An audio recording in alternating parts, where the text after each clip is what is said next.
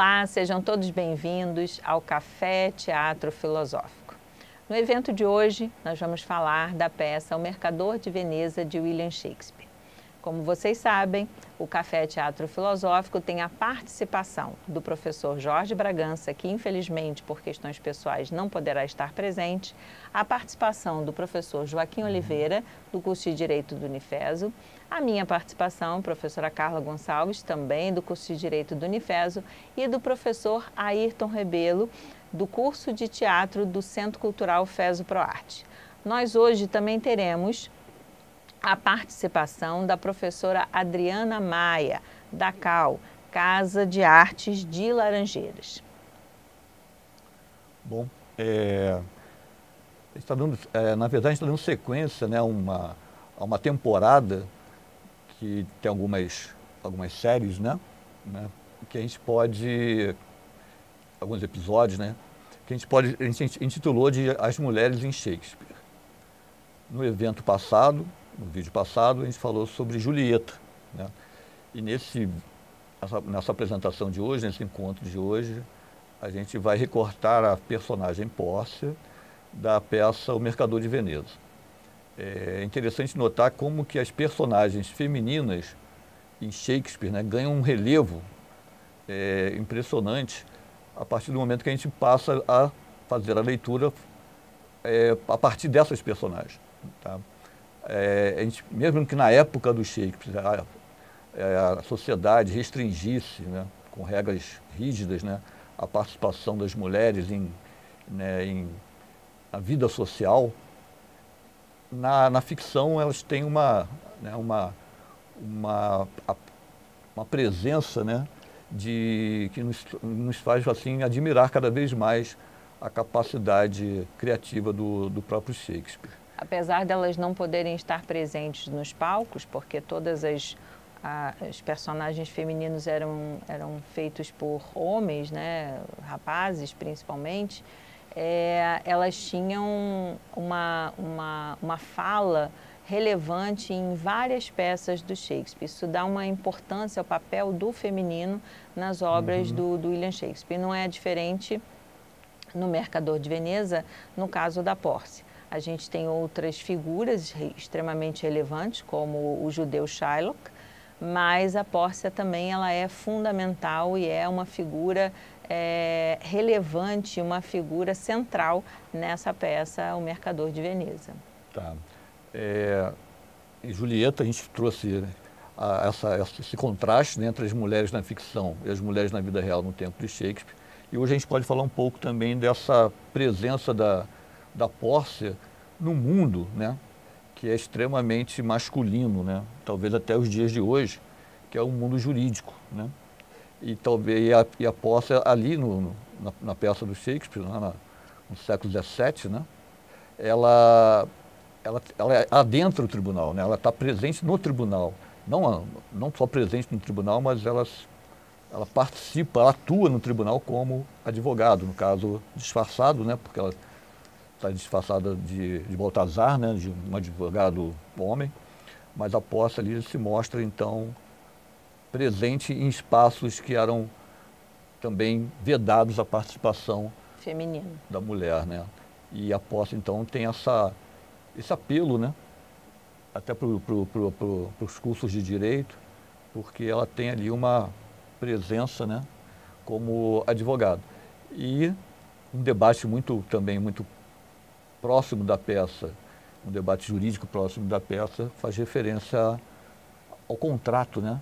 A esse contrato inusitado que é feito entre o mercador, o Antônio, e o judeu Shylock, né? Que é um contrato, né, que de alguma maneira está ali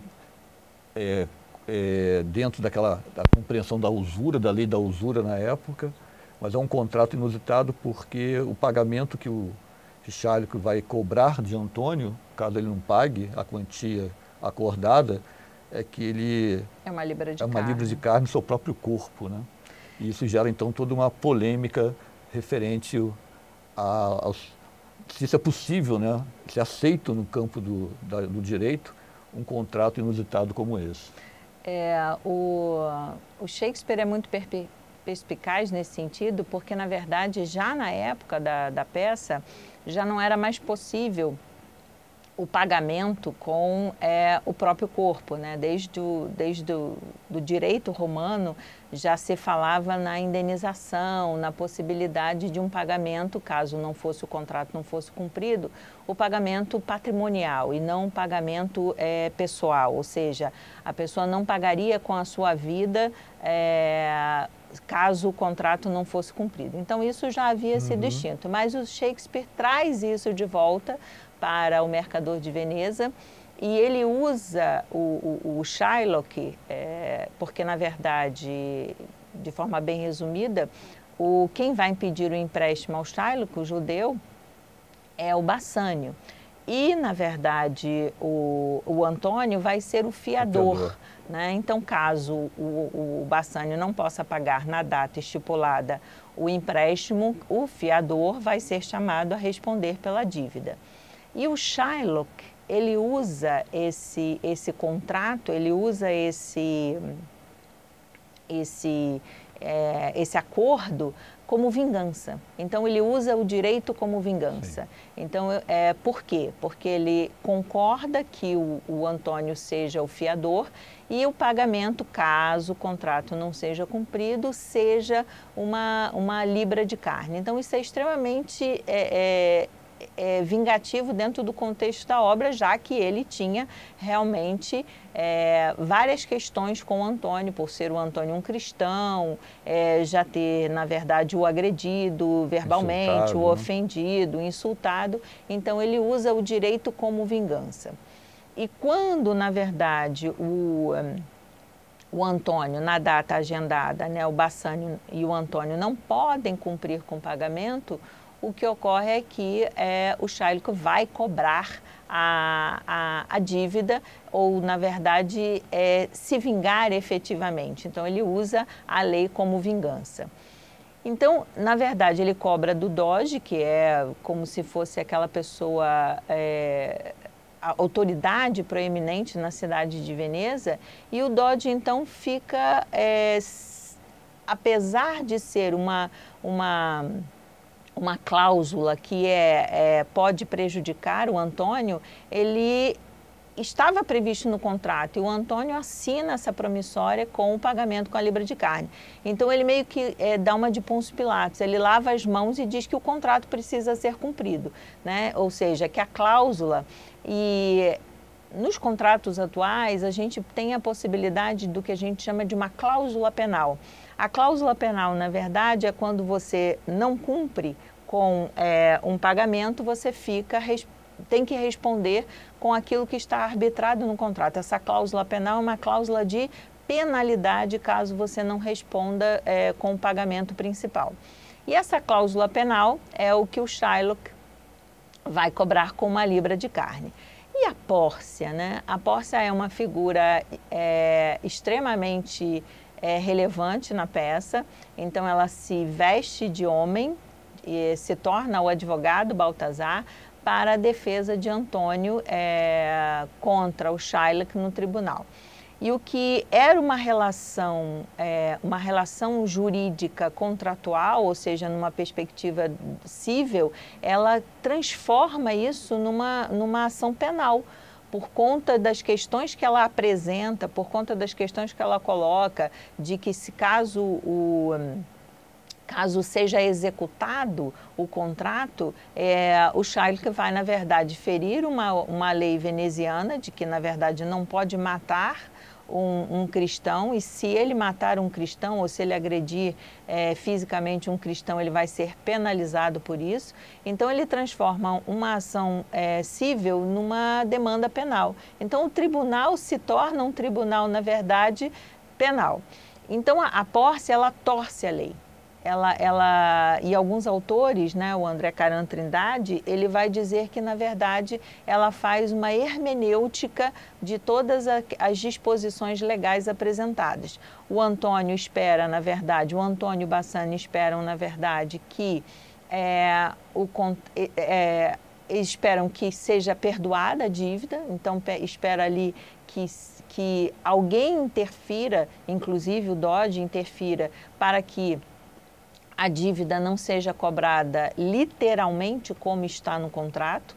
O Dodge, por sua vez, por achar que caso a lei não seja cumprida, caso na verdade não seja executado como está previsto no contrato, pode gerar um enfraquecimento, né, das leis venezianas, das garantias, né, das garantias e das leis venezianas, e é a Porsche então que vai torcer a lei, é a Porsche que vai fazer a interpretação, a hermenêutica daquelas leis que estavam ali naquele momento.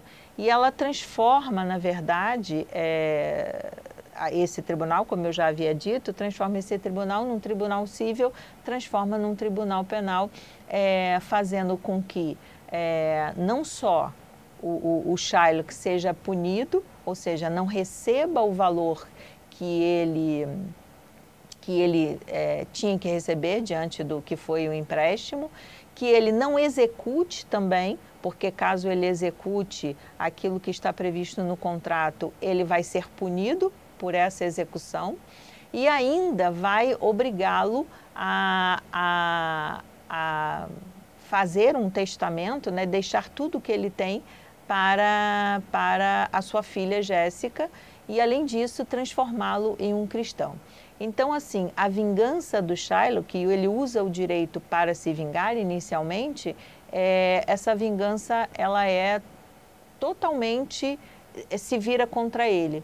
E tudo que ele tinha planejado, né, de ser uma demonstração contra o cristão, ela passa a ser contra ele próprio, porque a Pórcia habilmente fazendo ali usando de argumentos, inclusive argumentos jurídicos, porque ela usa as leis venezianas, ela, na verdade, torce a lei e faz com que o Shylock, na verdade, ao invés de se vingar, ele seja punido pela usura, pela forma como ele quer executar essa dívida. Parece que o direito é um instrumento de dupla vingança, né? Primeiro a vingança do Shylock e depois a vingança da Pórcia, né? Também sim, que se vinga do Shylock na condição não só, né, na condição de réu, né? Ele passa, né, mas também na condição de ser um judeu, né? Sim. E mais surpreendente em tudo, eu acho, apesar desse conceitual todo jurídico, né? É o Shakespeare naquela época abrir esse espaço à presença, né, de uma personagem feminina, né? Ele traz então assim a cena do tribunal, a possibilidade das mulheres também atuarem em espaços que não estavam na vida real destinados à sua presença, né, por um controle impensável, né? Tanto ela participar do teatro quanto ela estar num tribunal. Então, assim, o papel da Pórcia enquanto advogada num tribunal, invertendo toda a lógica inicial da vingança do Shylock, é extremamente relevante o papel do feminino no Shakespeare, nas obras do Shakespeare. Então, a Pórcia, ela é, assim, fantástica nesse sentido. Hoje nós temos aqui a presença ilustre da professora Adriana Maia, atriz, diretora de teatro há mais de 30 anos, além de doutora de teatro pela Unirio. Ela foi uma das coordenadoras do programa Horizontes Culturais, um projeto de formação de plateias e valorização da cultura artística nas escolas, direcionado a professores e alunos da rede pública do município do Rio de Janeiro. Também é professora de interpretação na Faculdade CAL, o Centro de Artes de Laranjeiras. Fundou em 2004 o grupo de Teatro das Possibilidades, mas em 2018 fundou a Comparceria Teatral, que está aí exibindo trabalhos até hoje. Então, com a palavra, a professora Adriana Maia. Olá a todos, é um prazer estar aqui e falar sobre esse considerado, né, o maior autor de todos os tempos de teatro, William Shakespeare, um autor que eu adoro, prezo muito, E, enfim, então vamos lá e falar sobre uma peça bem polêmica, que é O Mercador de Veneza, uma peça que não é muito fácil de montar, porque você tem que encarar aí uma peça que vai falar sobre o antissemitismo, né? E a gente vê que as pessoas tentam resolver esse problema. O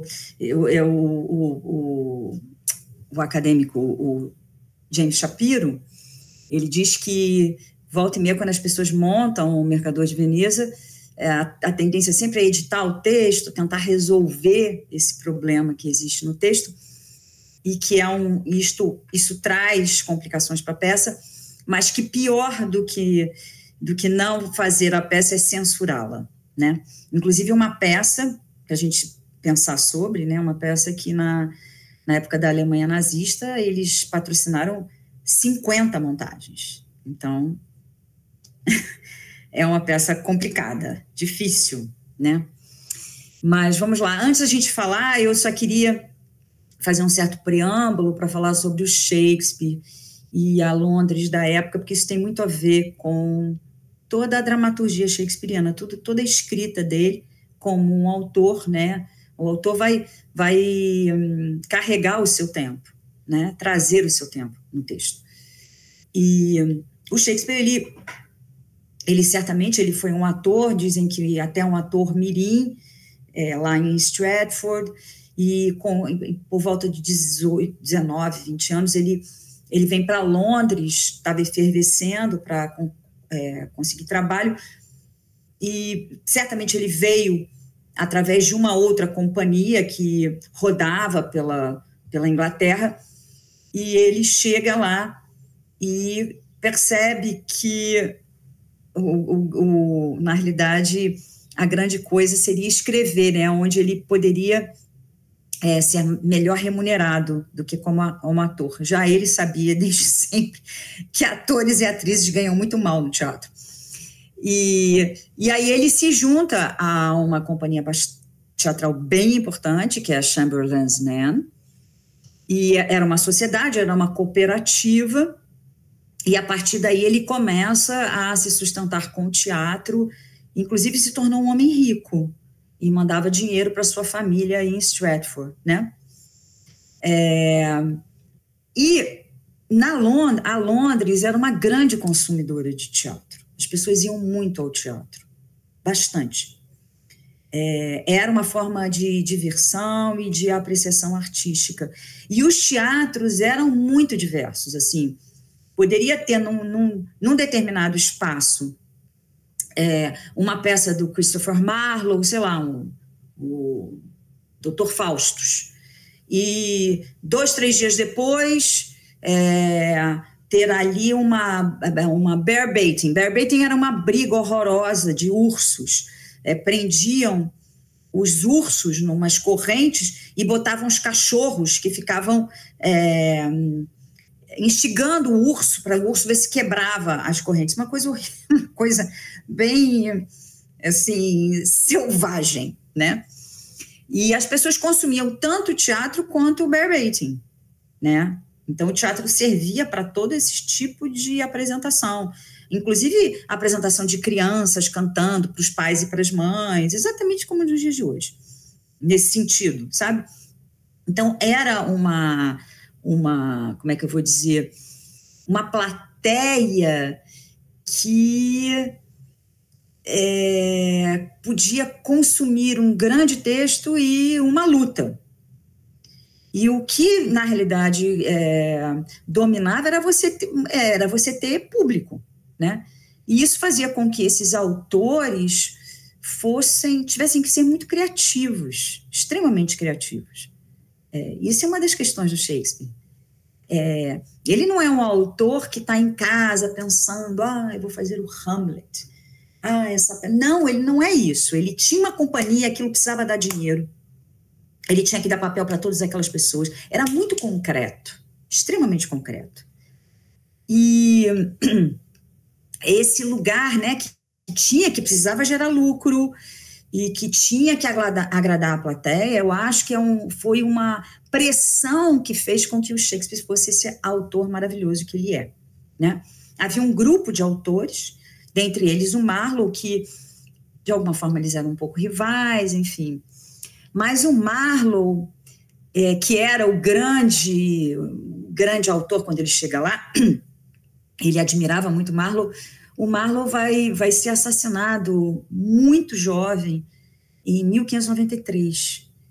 E aí há um vácuo, e eu acho que o nosso amigo Shakespeare aproveitou isso e foi procurar esse lugar, né? E tinha, aí por que eu estou falando sobre isso? Porque Marlowe, ele escreveu uma peça chamada Barrabás, o Judeu de Malta, que era sobre um judeu. Não era a mesma história, mas ele colocou esse judeu em cena, e certamente Shakespeare viu isso. Essa peça, o Judeu de Malta, era de 1592. O Shakespeare já estava em Londres, e certamente ele viu essa peça. Isso deve ter ficado na cabeça dele. E aí, em 1596, 1597, Marlowe já estava morto, ele vai fazer o judeu dele, que é o Mercador de Veneza. Por isso que eu estou contando essa história, né, que é um pouco um contraponto. O meu judeu é diferente do seu, e eu vou ver... Tem uma rixa, o Bloom fala muito sobre isso na Invenção do Humano, que é essa... Por que ele vai escrever? E qual as diferenças entre o Judeu de Malta, o Barrabás, e o Shylock, né? Além disso, a gente tem também esse agradar, né? Esse agradar que era necessário, tinha que agradar também aos soberanos, a Rainha Elizabeth, depois ele vai agradar ao Rei Jaime, que quando ela morre, ele entra, e no caso, quando Jaime entra, ele sobe ainda mais de posto, porque ele torna a companhia do Shakespeare The Kingsman, então era a companhia do rei, e ele recebia o patrocínio disso. Então, é só para a gente tentar entender como funcionava a cabeça desses autores, que era Shakespeare, Marlowe, Ben Jonson, tinha os amigos todos da roda, ali, londrinos, o Green, o Thomas Lodge, eram todos poetas, né? E alguns escreviam para teatro.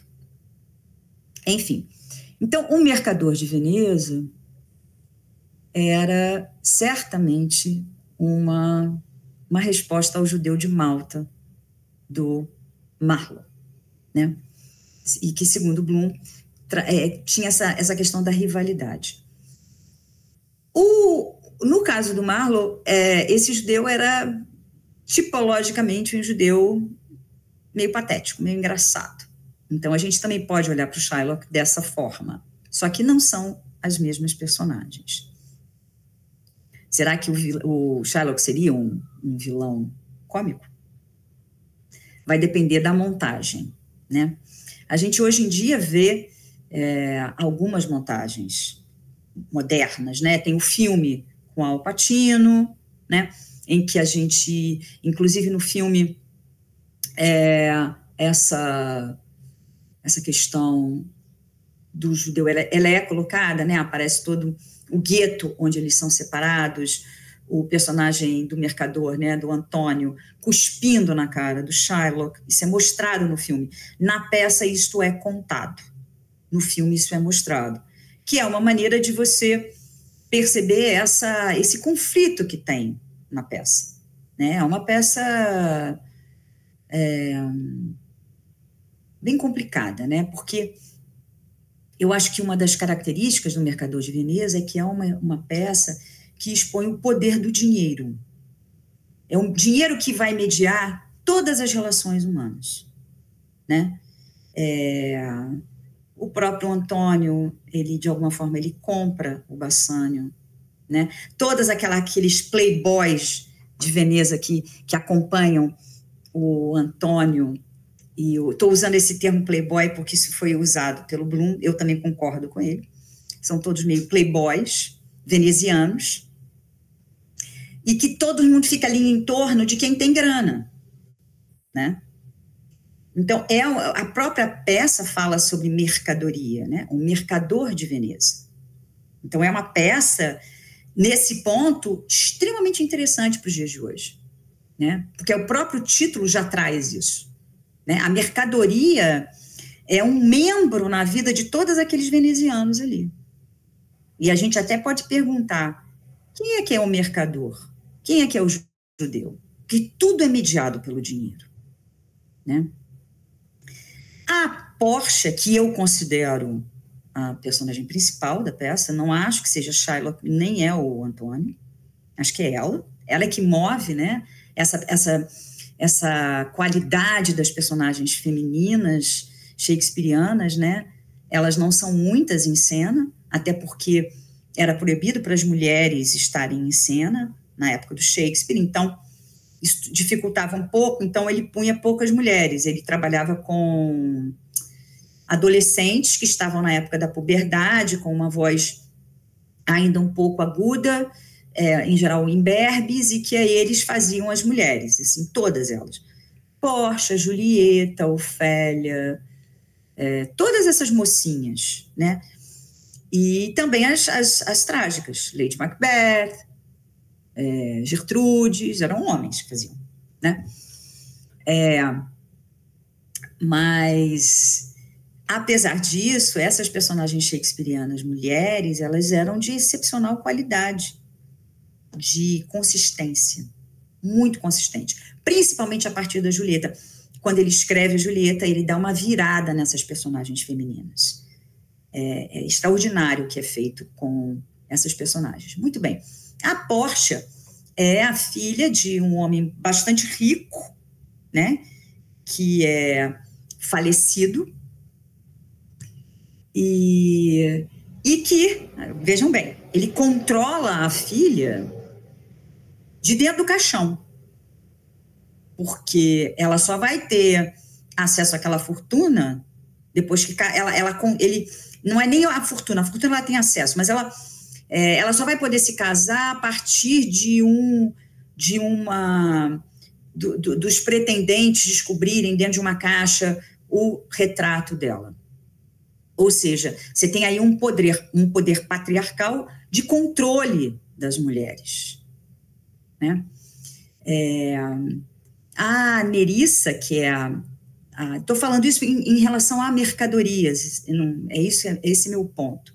A Nerissa, que é a dama de companhia da Portia, é dependente economicamente dela, e assim que a Portia arruma um marido, ela rapidamente também ali, o Graciano se casa com ela, e aí ela também garante o seu status social, né? Veneza era uma cidade, na época do Shakespeare já era mais decadente, mas tem todo um glamour, né? Uma cidade de porto, rola muito dinheiro, muita mercadoria, e não que Shakespeare tenha ido a Veneza, mas Shakespeare era um grande leitor, então ele sabia como era Veneza, deve ter ouvido falar sobre Veneza.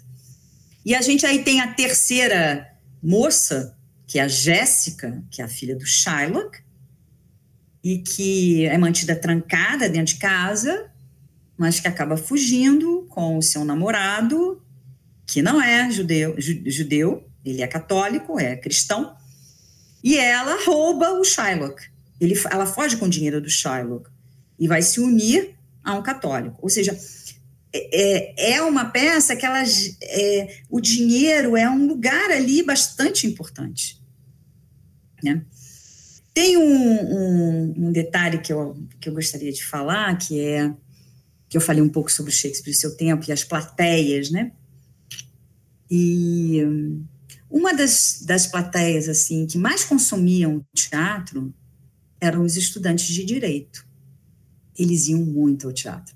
E o Shakespeare sabia disso. Por isso que volta e meia tem uma questão judicial, tem um tribunal. Era para agradar os estudantes de direito. Tem uma peça que é Noite de Reis, que é uma peça que eu adoro, vamos chamar assim, a última comédia do Shakespeare.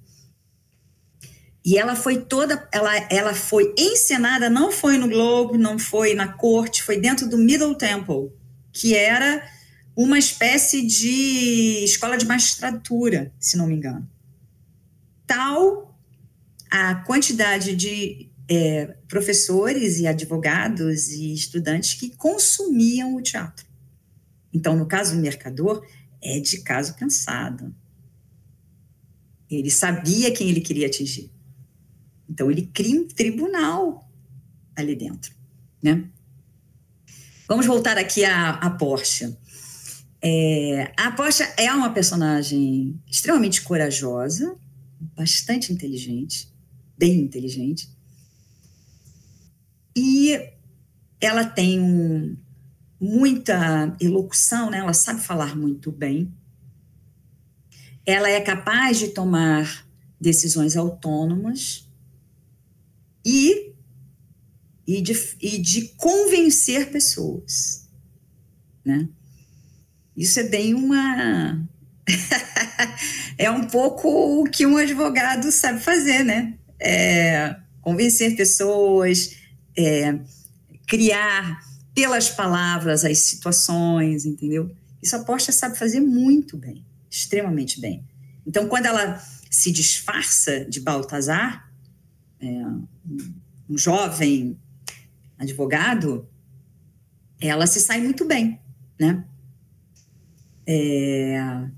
Que é essa, por isso que eu acho que ela que comanda, né, essa peça. E é bem interessante no decorrer da história, né, que ela, quando aparece, ela vamos dizer assim,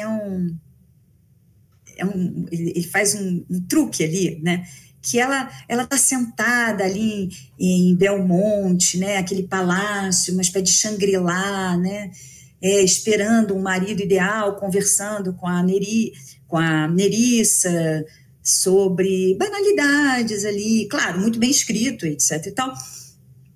E está ali para receber lá os pretendentes que vão abrir as caixas, enfim. Parece ser a princípio, uma personagem meio um pouco fútil, né? Um pouco uma nobre ali que tem dinheiro, enfim, elas ficam tagarelando ali sobre, confesso a vocês que eu acho um pouco sobre futilidades, muito bem escritas, né? Entretanto, eu acho que tem uma coisa fabulosa na peça, que é esse lugar, esse processo de autoconhecimento e de conhecimento da vida adulta que ocorre com a Portia.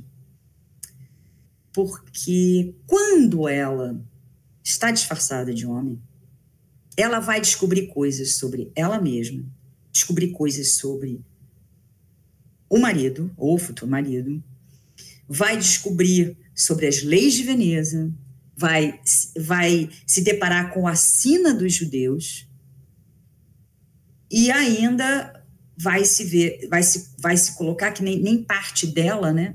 Parte do Duque, esse processo de cristianização do Shylock, né? Então, quando ela está vestida de homem, que era uma forma que o Shakespeare tinha para resolver, eu acho, eu estou falando de forma um pouco concreta ali, porque isso tira um pouco, talvez, a magia das coisas, mas, enfim, ele não tinha mulheres, então ele punha uns rapazinhos. Eu acho que eles eram ótimos atores, porque eu acho que Shakespeare, lá atrás, quando ele era jovem, ele fazia isso. Provavelmente ele se vestia de mulheres para fazer personagens femininas. Isso é uma teoria de Adriana, enfim. Então, essa sempre vai ter nas mulheres, principalmente nas comédias, essa mulher que se disfarça de homem e vai descobrir a vida, e vai descobrir coisas, e vai amadurecer, vai entender um pouco melhor a vida. Porque naquele lugar que ela estava, no caso da Portia, naquele Shangri-La, ela sabia pouco. Então, ela se assusta. Eu vi online uma montagem muito legal, muito interessante, da Royal Shakespeare, que justamente a atriz fazia isso, né? Ela estava sempre, o olho dela estava, principalmente quando ela está de Baltazar ali, em suspensão, que ela estava vendo coisas que às vezes ela não conhecia, que ela se deparava, né? Então, um pouco, uma certa ingenuidade cai, principalmente pela questão do anel e da relação que ela percebe entre o Antônio e o Bassanio, né? Uma relação homossexual ali, claramente, isso é claro no texto. Então, ela vai aprendendo aos poucos, quando ela sai desse ambiente fechadinho. A mesma coisa acontece com a Jéssica, filha do Shylock. Ela também passa por isso. Então, nessa peça, as mulheres, ele vai mostrar um processo de amadurecimento dessas mulheres, né? Então, e é muito, por outro lado, ela vai praticar, por esse processo de amadurecimento, ela vai praticar ela vai se colocar num lugar de compaixão, né? Porque quando ela vê o estado que fica o Bassanio, quando se descobre lá que o Bassanio vai ter que abrir o peito para dar uma libra de carne, né? E aí ela percebe, e ela sai desse mundo, ela vai se tornando mais mulher, ela sai desse processo de mocinha para se tornar mulher, né? E as duas, tanto ela quanto a Nerissa, elas se dão conta de alguma forma, de uma falta de há uma quebra de votos ali, né, com a questão do anel, tanto a Nerissa quanto a Portia, né? E no caso da Nerissa, esse personagem com qual ela se casa, o Graziano, ele é profundamente antissemita, muito falastrão, né? Racista. E elas todas caem em si. É muito interessante isso. Por isso que eu digo que ela é uma peça bem polêmica, e ela não pode ser olhada só assim, é antissemita, ela tem muita coisa, mas ela tem esse lugar antissemita. Isso eu concordo com o Bloom. A própria Jéssica, que sai feito louca, sai de casa, também se disfarça de homem para sair de casa, e vai casar com um homem que não é da mesma religião que ela também sofre esse processo de amadurecimento, né? E a Jéssica se converte ao catolicismo, né?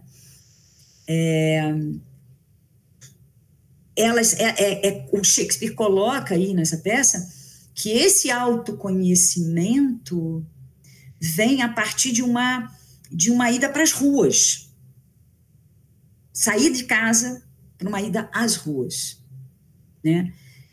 Que elas só podem fazer, na realidade, se disfarçando de homem. Isso é quase que um pouco cruel, de alguma maneira, né? Não podem ser elas próprias, né?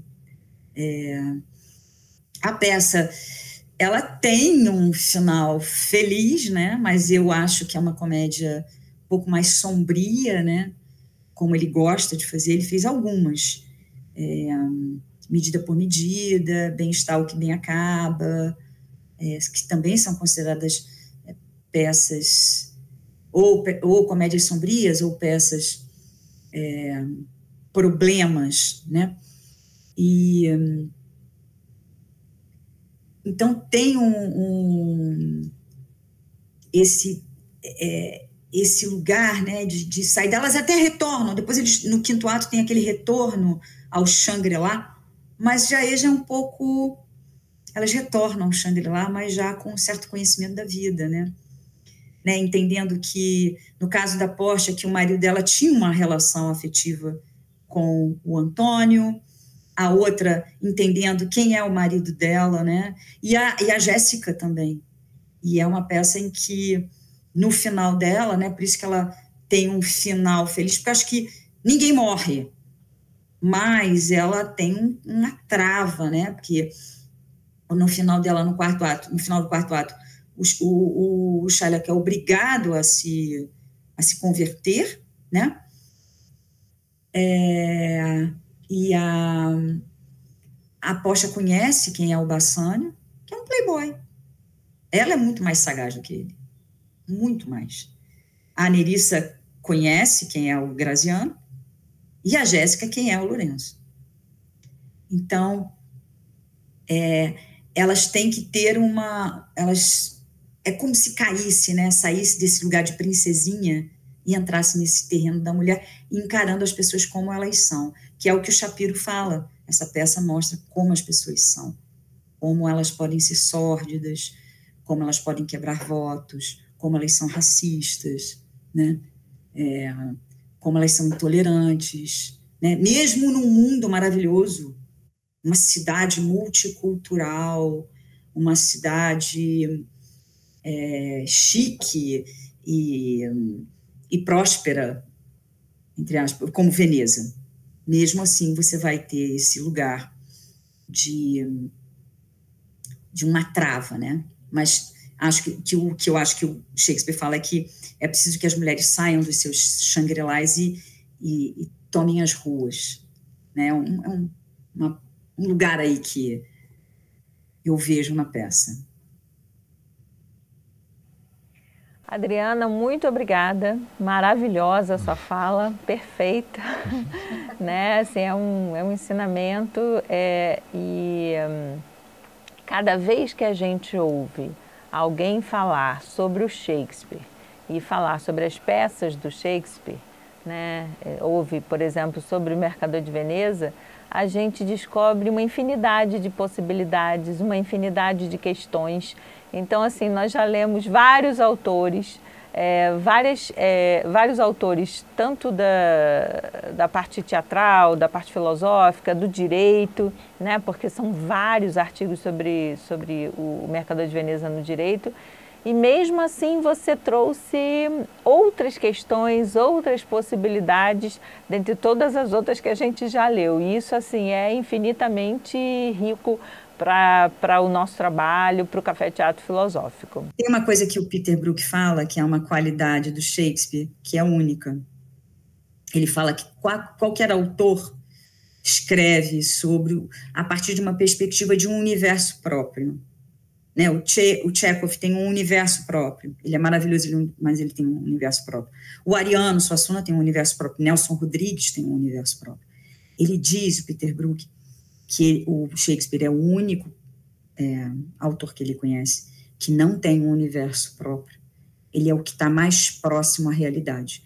Por isso que ele traz infinitas possibilidades de leitura para aquilo que ele escreveu.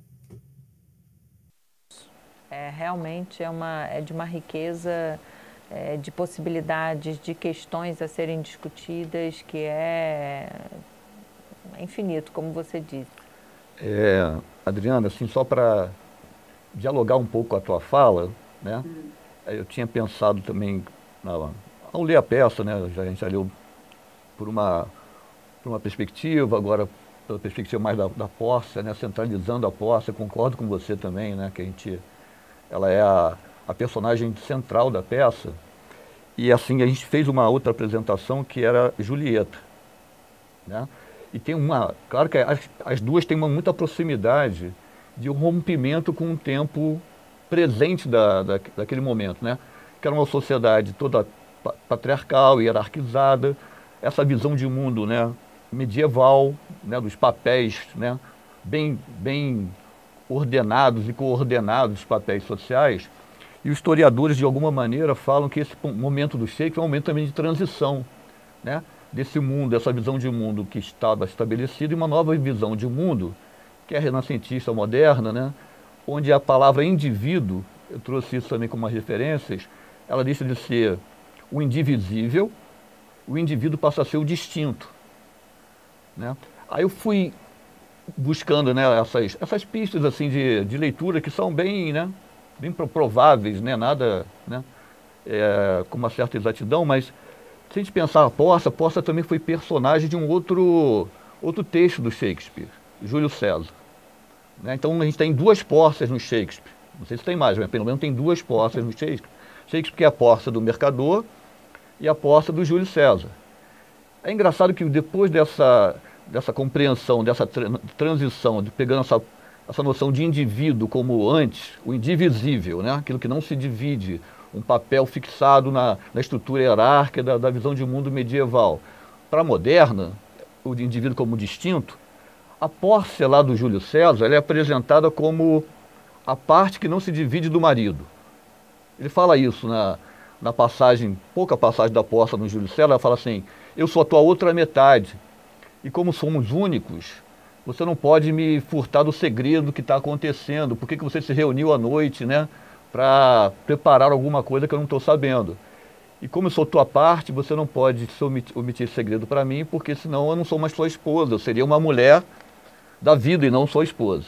Então, tenho aí a Pórcia se apresentando como uma mulher que faz parte dessa unidade que não se destaca.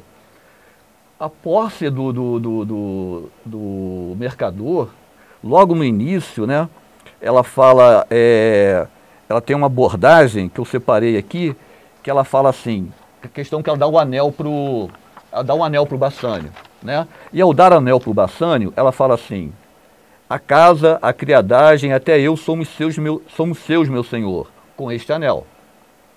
Se o senhor o perder, der ou tirar, nisso eu verei o fim do seu amor, cabendo-me, né, o direito de protesto. Né? A Pórcia está o tempo todo se permitindo entrar nos acordos estabelecidos, mas ela faz prevalecer sempre a sua vontade. Né? Por exemplo, tem um autor que eu trouxe para a gente também falar, que é o Kenji Yoshino, que escreveu 1000 Vezes Mais Justo, que é um livro que ele vai falar sobre o aspecto, né, do direito, da justiça e do direito nas peças do Shakespeare, e ele fala da Pórcia, e o título do capítulo que ele fala da Pórcia é O Advogado.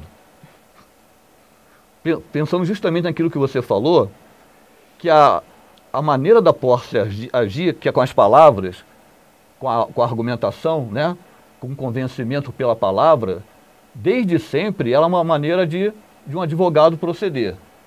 Tanto é que esse autor fala uma coisa muito interessante, que ele fala assim, quando a Pórcia coloca as vestes de advogada, né, ou de doutora da justiça, ela mostra de fato quem ela é.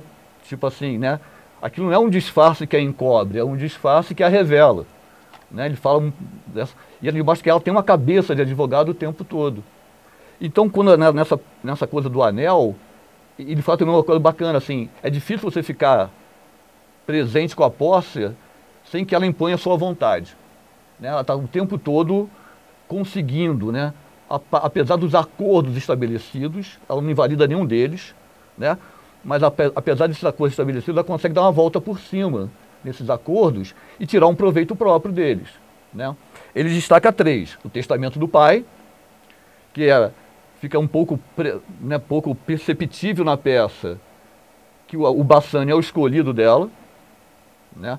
E ela dá umas dicas, né? Que ela manipula, né? Manipulando o Bassanio para escolher a caixa certa, que é de chumbo, né?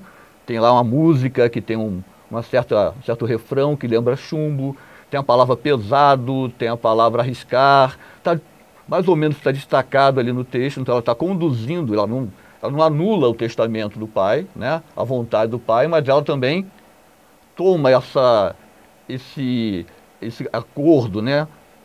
Esse contrato, mas toma um partido, dá ele a sua vontade, ela consegue manipular. Na promissória assinada por Shylock. E ela faz uma coisa, como ela está numa condição, numa sociedade patriarcal, ela não anula o poder patriarcal do pai. Não. Ela manipula o poder patriarcal do pai. Na promissória também do Shylock, né? Ela valida a promissória, né? O acordo, a promissória da a libra de carne que ele vai ter que retirar do seu próprio corpo. Ela diz que aquela promissória foi validada, ela foi autorizada pelas autoridades, né, jurídicas da época. Ela não invalida essa promissória, mas ela consegue também ali, né, fazer com que a libra de carne tivesse que ser removida sem sangue, né, ou a libra de carne tivesse que ser removida com o peso certo da libra de carne. Aí esse autor fala que ela tem a cabeça de advogado porque ela usa de um argumento, que eu achei bacana o que ele fala, que é ela se faz o seguinte, essa cabeça de advogado ela se manifesta quando você pensa que pode pensar em algo que está vinculado a outra coisa sem pensar naquilo a que ele está vinculado, né? Simplificando, a posse ela vai falar que você tem que extrair a libra de carne sem tirar sangue. Quando uma coisa está intrinsecamente associada a outra, né? É impossível você fazer essa extração dessa libra de carne sem o sangue ser... O sangue do escorreu do sangue.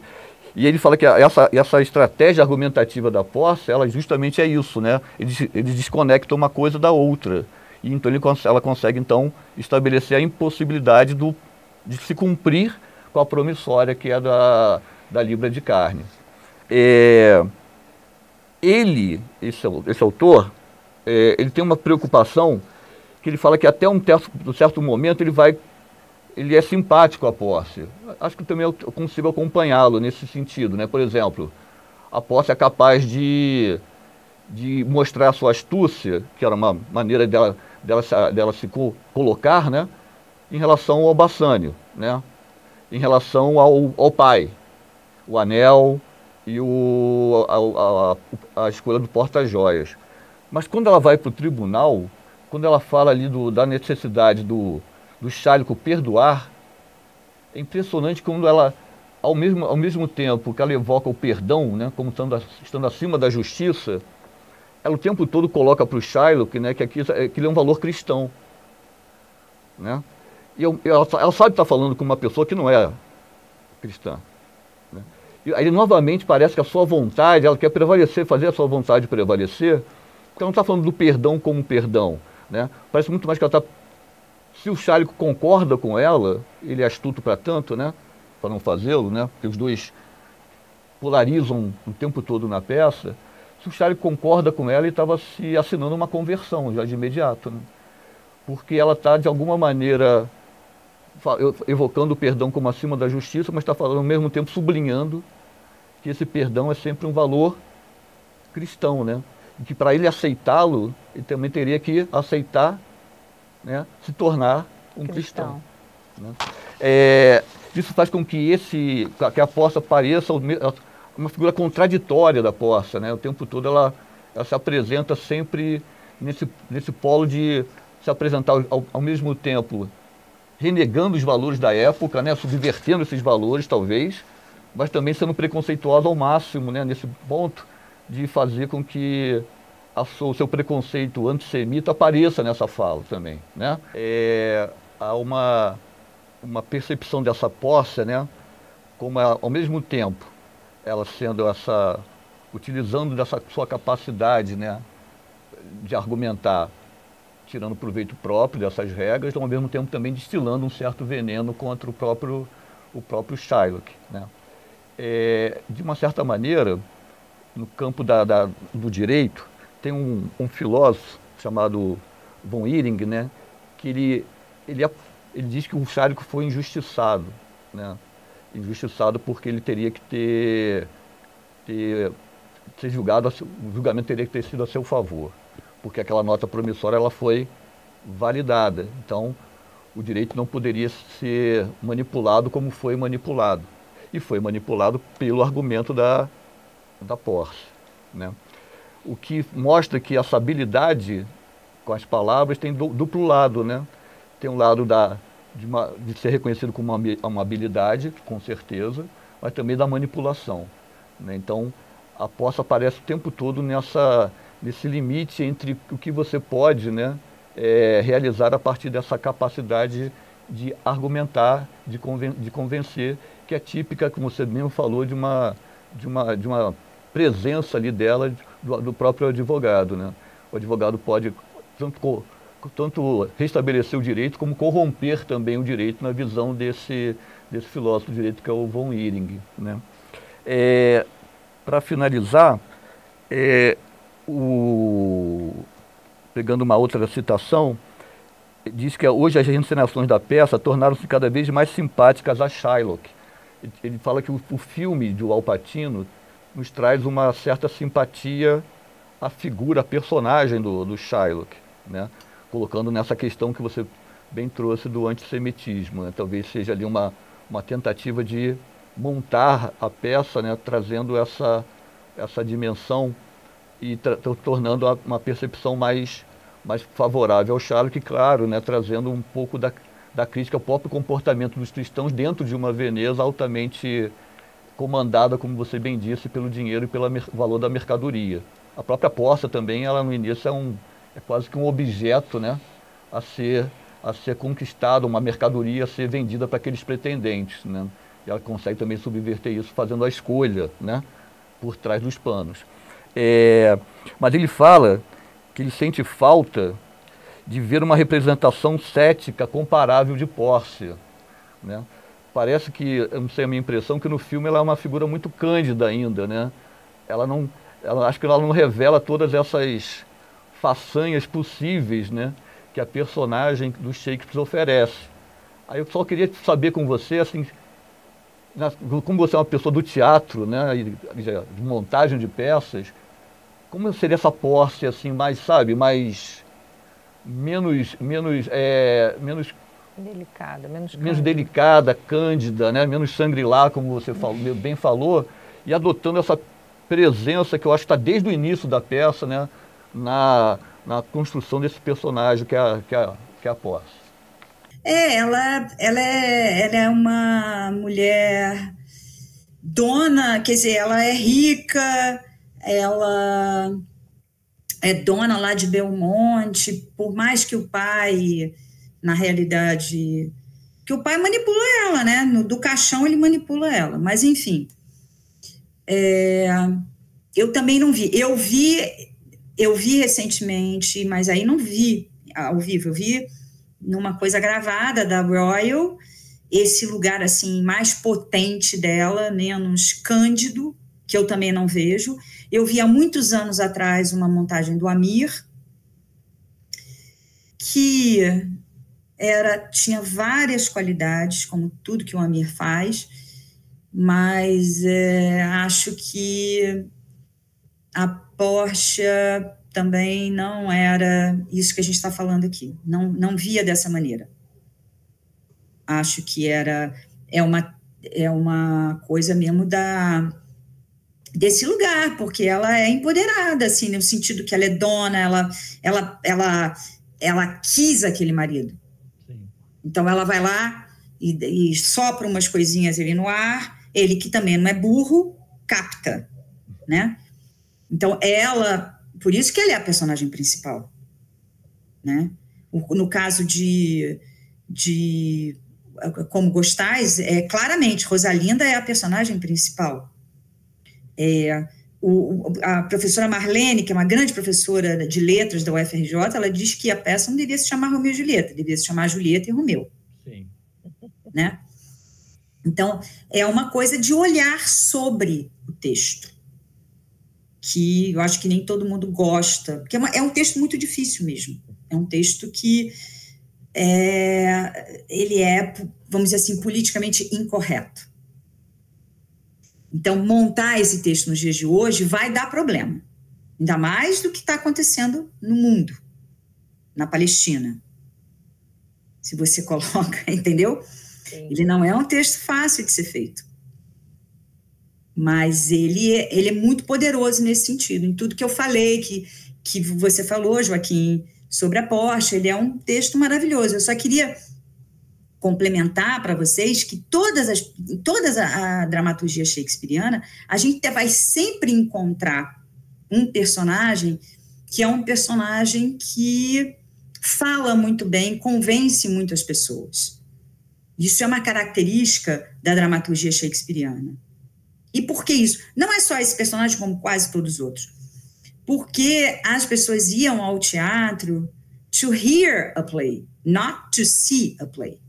Elas iam escutar. Então, o texto é todo calcado na palavra. E para um jovem estudante de direito, isso era maravilhoso. Tanto nos dias de hoje, quanto na época do Shakespeare. Então, são peças em que você ouve, porque a ação está na palavra. Essa é uma característica do Shakespeare. ele é um inventor de línguas. Na época, o latim era o grande, quando ele nasceu, a grande língua era o latim. E o inglês começou a se modificar, ele saiu do inglês médio para o inglês atual, né? E isso a gente pode dizer que o inglês passa a ter um status naquela época. Então, as pessoas estavam muito querendo ouvir a sua própria língua. Então, o Shakespeare, ele é um inventor de palavras. Ele inventa palavras. Ele é uma espécie de Guimarães Rosa. Ele é inventor de palavras. Tem até, eu não sei dizer, 500 palavras que ele inventa. É mais de 1000 palavras que ele inventa. Então, sempre tem um personagem que fala muito bem, que convence todo mundo com a fala. E a Porta parece que ela se supera nisso, né, Adriana? Porque, entre outras peças, é uma personagem feminina, né? E ela tem uma habilidade o tempo todo, né, de fazer com que aquelas situações se revertam a seu favor, usando... tem uma cena do anel que é muito interessante, né? Que ela vai como... Ela disfarçada de advogada vai falar que a mulher seria tola, que era ela própria, né, caso não aceitasse que o Bassani desse o anel para ela, e depois ela vai falar que como a esposa, que o advogado também era ela, seria também tão tolo, né, de não perceber o valor afetivo do anel. Então, como advogada, ela mostra que o anel, né, tem um valor, uma recompensa maior que o valor afetivo, e como a esposa, ela mostra que o valor afetivo é maior do que o valor como remuneração da causa. Então, ela própria, né, é a mesma cabeça, fazendo dois argumentos totalmente diferentes, né, em situações opostas, né? Então, assim, eu acho que ela ganha, acho que no Shakespeare, né, ela tem uma capacidade não só de falar bem, mas de convencer, né, a partir dessa fala, que é impressionante, né? Ela, Julieta, Beatriz de Muito Barulho por Nada, Rosalinda de Como Gostais, sim, elas todas têm wit, espírito. Sim. Espírito e inteligência. Julieta também, né? Impressionante. Sim. São personagens... A Viola, também, de Noite de Reis, todas têm espírito, sabem falar muito bem. Tem inteligência, tem um cérebro aguçado. Tem a ver com a poesia. Sim. É que nem um rap. É rápido. Elas sabem falar. Adriana, muito obrigada, né? Foi um prazer imenso recebê-la. A gente vai encerrar por aqui e deixar você livre, fica à vontade. Seja sempre muito bem-vinda aos nossos encontros. Muito obrigada pelo convite. Obrigada. Tomara que um dia você possa nos visitar presencialmente. Presencialmente, a gente pode, se você tiver algum... Depois a gente combina melhor isso.